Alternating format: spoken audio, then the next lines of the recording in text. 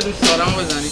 من چی شده رو اجرا میکنم یا اگه دوست دارم و یه زندگی ادامه داره.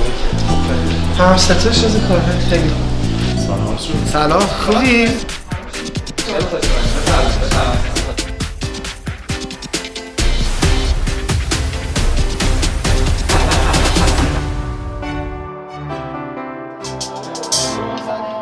چی شده؟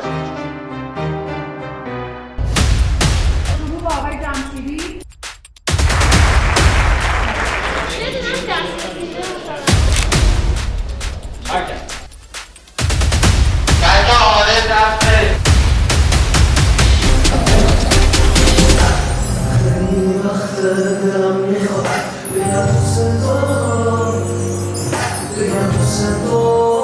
خوشحالم که توی برنامه پیشگو بودم. نسبت به اون مصاحبه‌ای که توی این سال رفته بودم احساس می‌کنم که بسیار متفاوت بود، مخصوصا با اجرای خوب پژمان جمشیدی عزیزم که پر از انرژی خوبه و شاید خیلی از حرفایی که هیچ وقت نگفته بودم امروز گفتم.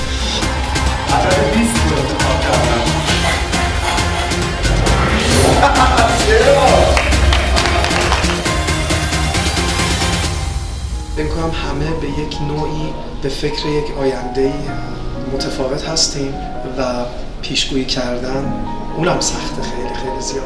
به نظرم جالب بود چون خیلی حرفای جدید زدیم. قانونی که آقای جهانبخش وضع کردن افرادی که به محیط زیست آسیب میرسانند محکوم به کار اجباری در جهت بهبود آن میباشند. خیلی متشکرم. مرسی.